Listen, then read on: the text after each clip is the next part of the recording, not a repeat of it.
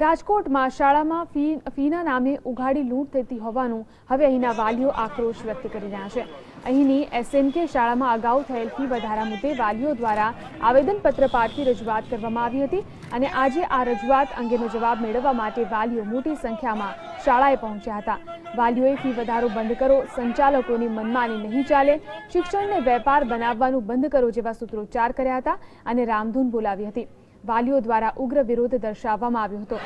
અગાઉથી જાણ કરેલી હોવા છતાં સ્કૂલ સંચાલક કિરણ પટેલ લાપતા થઈ જતા વાલીઓએ તેમની વિરુદ્ધ ઉગ્ર આક્રોશ ઠાલવ્યો હતો અને તેઓને ભાગેડુ જાહેર કર્યા હતા। તેમજ શાળામાંથી બાળકો માટે જે ડ્રેસ આપવામાં આવે છે તે ખૂબ જ હલકી ગુણવત્તાના હોય છે અને આ ડ્રેસની બજાર કિંમત માત્ર 200 રૂપિયા છે, જ્યારે શાળામાંથી 600 રૂપિયામાં આપવામાં આવે છે, જેને પગલે શાળા સામે ડ્રેસની હોળી કરી જબરો વિરોધ દર્શાવવામાં આવ્યો હતો।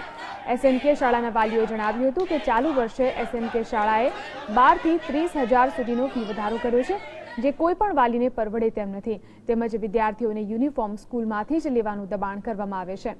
ફીમાં કરવામાં આવેલા આવડા મોટા તોતિંક વધારા સામે વાલીઓમાં ભારે આક્રોશ જોવા મળી રહ્યો છે। શહેરની એસએનકે સ્કૂલ દ્વારા ફી વધારો કરાતા વાલીઓએ સંચાલકોને ઉગ્ર રજૂઆત કરી હતી, પરંતુ સંચાલકો તરફથી યોગ્ય જવાબ નહીં મળતા વાલીઓએ સ્કૂલ વિરુદ્ધ સૂત્રોચ્ચાર કર્યા હતા અને વાલીઓએ સ્કૂલની બહાર જ આકાશવાણી ચોકમાં વિદ્યાર્થીઓના યુનિફોર્મની હોળી કરી હતી। તેમજ નિર્ણય કર્યો હતો કે જ્યાં સુધી સ્કૂલ સંચાલક કિરણ પટેલ સ્કૂલમાં આવશે નહીં ત્યાં સુધી સ્કૂલમાં જ ધરણા પર બેસી વિરોધ યથાવત રાખવામાં આવશે।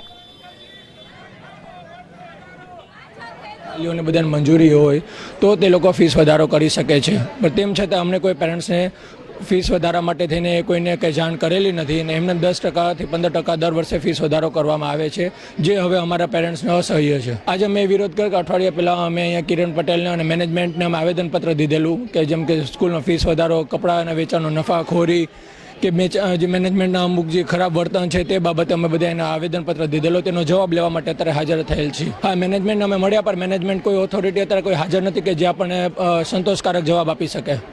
કોર્સ પૂરો કરો એ કે માંડ છેલ્લે એક્ઝામ ટાઈમે કોર્સ પૂરો કરે છે।